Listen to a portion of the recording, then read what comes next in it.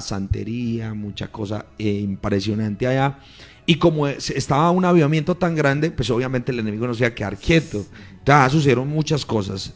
Y entre todas las cosas que sucedieron, sucede precisamente esa. Ellas realmente ellas no están en la iglesia, ellas están en un colegio jugando un juego llamado Sarita. No sé realmente cómo es el juego. Cómo funcione, pero ellas pues contaba una de las que, digamos, de las familiares que estaban jugando el juego llamado Sarita. Ellas mismas después reconocen que era ese el juego que estaban jugando. Y entonces cuando esto sucede, ellas quedan endemoniadas en el colegio. Ellas están endemoniadas en el colegio, las llevan a una iglesia que le llaman El Fuerte en Buenaventura, y allá intentan pues liberarla y toda la cosa. Y entonces se escucha solamente una gritería. Y entonces ellas ven, los familiares ven que no pasa nada. Entonces hay una señora que vive enseguida de un diácono. Y el diácono le dice: mire, si quiere vaya a la iglesia pentecostal, en la partecita de arriba, saliendo de Buenaventura por el cementerio, ahí hay una iglesia y allí algo pueden hacer por esta situación. Entonces una de las señoras que vive en el barrio precisamente, llegan a donde yo estoy, que es en mi casa, y me dice: pastor, mire, yo creo que ustedes pueden hacer algo por mi hija, pero hay un problema. El problema es que no tengo pasaje ni plata para traerla en un taxi. ¿Cómo la traigo en una buseta? Y si ella está endemoniada. Imagínate. Entonces pues uno sabe que uno no anda detrás de los demonios, ¿cierto? Ni nada de esas cosas, porque estas señales seguirán. Entonces yo la miré a la señora y me dio pesar. Le dije: señora, venga, yo voy por su hija. Saco de valor. Sí, no, yo realmente no tenía susto, sino que era como el favor que le quería hacer. Venga, yo voy por su hija, la subo, pero no la llevo a la iglesia, le dije. Yo a la iglesia no la voy a llevar. Yo voy a llevársela a su casa, y si usted quiere que sea libre, yo la voy a llevar. Usted la tiene que llevar a la iglesia. Entonces yo fui a hacerle el favor. Entonces yo bajo, y cuando yo llego, está en la gritería más terrible, y hay unos que están entrevistando, que son de Televallarta, y precisamente me abordan a mí. ¿Qué opina usted, señor?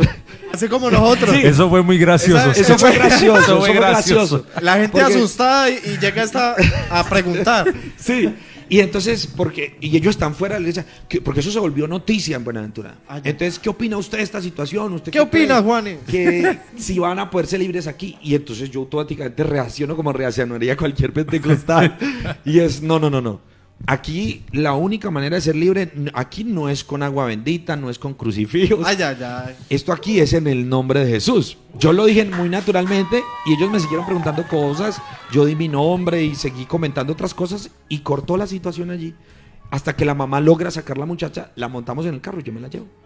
Entonces la llevé, la dejé en la casa y yo tranquilo. Y entonces resulta que ya en horas, eso fue un martes, y en horas de la noche eran 5 muchachas y llegaron 4. Oh, my. Entonces llevaron 4 de las muchachas porque ella se encargó de decirle a las otras. Entonces 4 madres creyeron y llevaron las 4 muchachas. Entonces nosotros estábamos en pleno culto y ya habíamos un promedio de 180 bautizados habíamos en ese momento. Entonces ya la iglesia ya era grande. Tropa, sí, ya era una tropa grande. Y entonces estaban reforzados. Y cada culto era una fiesta. Y ese día estábamos cantando precisamente el coro que dice: la sola presencia de Cristo Jesús. Amén. Al diablo lo quema.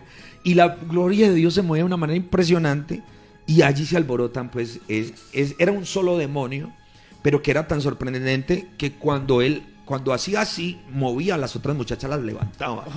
Y entonces era como, pero yo no entendía cómo era eso, porque yo reprendía a una por una y ninguna me respondía. Y yo reprendía, y en mi novatada, ¿no? Uno en la novatada de uno. Entonces uno está allí que no sabe cómo qué hacer, sino simplemente reprendiendo.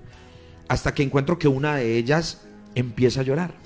Y era la que como que gritaba. Y entonces yo dije: qué extraño es esto. Entonces me di cuenta que era en ella la que estaba, y las otras simplemente hacían silencio y se movían y brincaban, y era una cosa horrible. Entonces a mí me da la impresión que era como un pulpo. Yo me imaginaba algo así, ¿no? No que fuera así, sino que yo me imaginaba que fuera como así, porque ella apenas les hacía así, las levantaba. Eso era una fuerza impresionante. Pero mi pastor, disculpe que le corte ahí. Al usted decir levantaba, ¿era que hacía que levitaran o hacía que ellas saltaran? No, que saltaran. O sea, que se movieran. Es decir, ella, la que tenía el espíritu, el demonio central, digamos, era la que mandaba a las otras. Y entonces apenas les hacía así, las otras se levantaban a brincar y hacer pues su show y toda la cuestión pues que ellos hacen ahí, toda su situación. Entonces en ese momento yo pude ver que era ella. yo pude ver que era ella. Y entonces en ese momento a mí me causa impresión porque está llorando. Sí. Porque era un ambiente especial que se me... Entonces yo le pongo la mano en el hombro y le digo ¿por qué lloras? Le hago una pregunta, ¿por qué lloras? Y entonces me voltea a mirar y se levanta, porque estaba en el piso, se levanta y me dice, yo lloro porque esta presencia que se está moviendo aquí es la presencia que yo sentía cuando estaba en el cielo. Uf. Y hace miles y miles de años, hace muchísimo tiempo yo no sentía esta presencia. Oh, Dios. Entonces fue algo que a mí me tocó el corazón. Wow. Porque yo dije, y entonces yo me pregunté entre mí, le dije, entonces, ¿cómo así que sentía esta presencia? Entonces, ¿quién es? O sea, cuando dice que sentía esa presencia y que eso que se estaba moviendo allí hacía muchísimos años no lo sentía. Entonces yo le pregunté y le dije, ¿y tú quién eres? ¿Cómo te llamas? Entonces me dijo, yo me llamo Ferlusi. Me dijo, me llamo Ferlusi. Entonces cuando me dijo, me llamo Ferlusi, bueno, obviamente yo hago callar la iglesia y los hermanos empiezan a escuchar toda la conversación. Entonces ellos presenciaron toda esta situación. Entre ellos creo que estaba Samuelito, que Fueron testigos. Samuel fue testigo, el papá de Samuel, la hermana Lesbi, la mamá de Samuel. Bueno, muchos hermanos que hoy creo que algunos están por aquí Están en por Cali. aquí en Cali, sí. Y muchos vivieron esto y lograron escuchar esta señor. conversación. Entonces termino yo diciéndole, ¿te llamas Ferlus? Y le dije, ¿quién eres tú? Entonces me dijo, yo soy un ángel caído. Yo hago parte de los ángeles de la corte celestial de Dios. Yo hacía parte. Y entonces comienza a explicarme quién era él. Y ya como empieza a explicarme, para mí eso es una cosa que yo nunca había visto, yo nunca había escuchado. Algunos dirán, pero usted ¿para qué se puso a hablar con él? Entonces yo lo que puedo decir es que yo era un neófito, pienso yo. Y que Dios también permite cosas para que su nombre sea glorificado. Amén, amén, Claro amén. que ¿Cierto? sí, así es. Porque hay gente que critica esto o no creen en esto o no creen que Dios pueda tener tanto poder de hacer que esos demonios salgan. Bueno, no sé, tanta cosa que se puede imaginar la gente. Pero en ese momento está pasando eso. Y entonces cuando me dice que hace parte de la corte celestial de Dios, que él se movía en medio de las piedras de fuego, para mí es algo tan sorprendente. Claro. Y entonces me dice, me queda mirando y me dice, yo le quiero pedir un favor. Y es una conversación, es una muchacha de unos 16 años, pero que tiene una voz gruesísima, es un demonio con una voz gruesísima, y me dice, le quiero pedir un favor. Y yo le dije, claro, ¿qué favor quieres? Y me dice, déjeme adorar a mi Dios durante 5 minutos. Eso fue lo que me dijo, déjeme adorar a mi Dios durante 5 minutos. Y entonces a mí me sorprende porque hay gente que cree en la Trinidad. Hay personas que creen en la dualidad. Hay gente que dice que Padre, que Hijo, que Espíritu Santo. Pero la Biblia dice, ¿tú crees que Dios es uno? Bien haces. Los demonios también creen y tiemblan. Sí, señor. Es decir, ¿por qué los demonios saben? ¿Por qué los demonios fueron ángeles? Entonces ellos saben quién es Dios. Amén, amén, amén. Ellos saben quién es Jesús. Y por eso cuando yo le dije, ¿quieres adorar a Dios? Dijo, sí, quiero adorar a mi Jesús. Déjame adorar a mi Dios, déjame adorarlo. Y entonces yo le dije, te doy 5 minutos. Entonces el púlpito de nosotros era un púlpito en madera muy humilde y a la vez delgado. Entonces se postró en el altar, abrazó el púlpito y comenzó a gritar, mi Jesús, mi Rey, mi Dios, mi Señor, por favor perdóname. Y comenzó a decir, perdóname Dios, por favor sáqueme de aquí, ayúdeme. Y comenzó a adorar a Jesús, yo te adoro, yo te exalto, eres mi Dios, eres mi Rey. Hermano, comenzó a adorar a Jesús de tal manera que todos los que estábamos en ese culto comenzamos a llorar.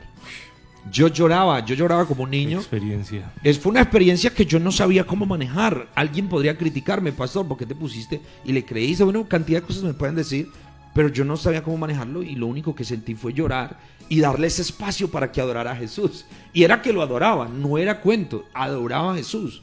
Y comenzó a orar a Jesús al punto que levantaba las manos y gritaba, Jesús, yo te amo. Wow. Decía, Jesús, te amo. Jesús, perdóname. O sea, expresaba su amor hacia Dios.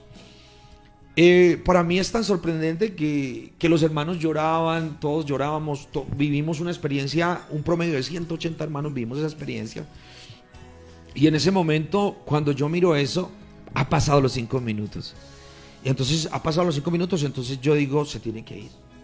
Entonces yo le pongo la mano en el hombro y le digo, qué pena, te tienes que ir. Tienes que irte, no te puedo dejar más en estos cuerpos, tienes que irte.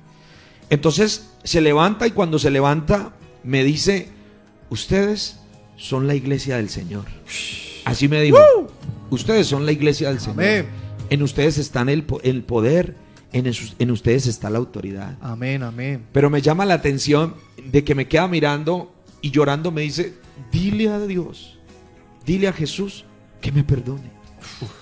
Dile a Jesús, tú que eres el pastor, dile a Jesús que me perdone. Dile que me perdone, que me dé la oportunidad, que me dé una oportunidad, pero llorando como un bebé y con una voz gruesísima. Y yo lo quedé mirando y me recordé lo que dice, creo que es Pedro, donde dice que no perdonó a los ángeles, sino que dice que los llevó a prisiones de oscuridad. Y eso dice la palabra, ¿cierto? Que no los perdonó. Y entonces yo le dije, no, para ti no hay perdón. El perdón es para los humanos, el perdón es para los vivos. Tú decidiste dejar tu lugar, tú decidiste seguir a Satanás, a Lucifer, tú decidiste dejar tu lugar de ángel y venirte detrás de Lucifer, y por esa razón tú no tienes perdón. Y comenzó a llorar y me dijo, sí, yo no tengo perdón. Me dijo, pastor, afuera me están esperando, no me va a ir bien, me están esperando, son muchos. Increíblemente, mucha gente, muchos buceteros, muchas personas que te seguían el caso, Sí, señor. llegaron a la iglesia, y como la iglesia tenía una malla, Sí. hasta el fondo, todos se pararon a mirar. Es decir, fue un testimonio para mucha gente en Buenaventura.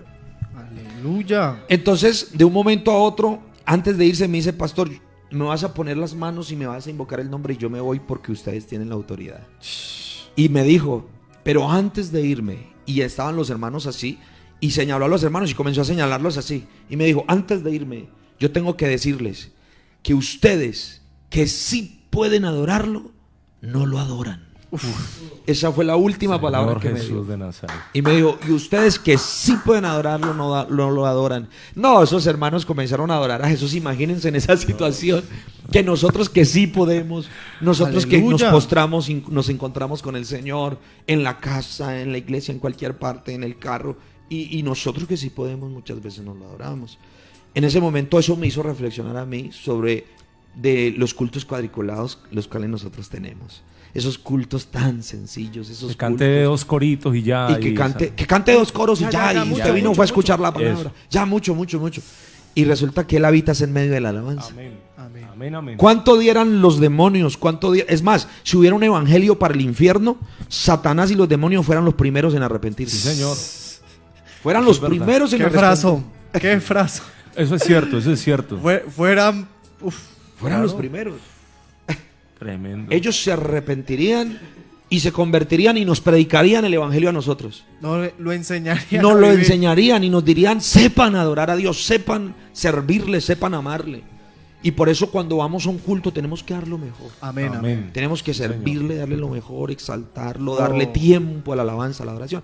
Entonces cuando eso pasa, él ya agacha la cabeza y me dice, pastor, ponga las manos sobre mí. Una cosa impresionante, una cosa tan dócil, que yo le pongo las manos y le digo en el nombre de Jesús te vas, pero yo le digo en el nombre de Jesús te vas, pero llorando, pero de la tristeza de saber que no tenía perdón.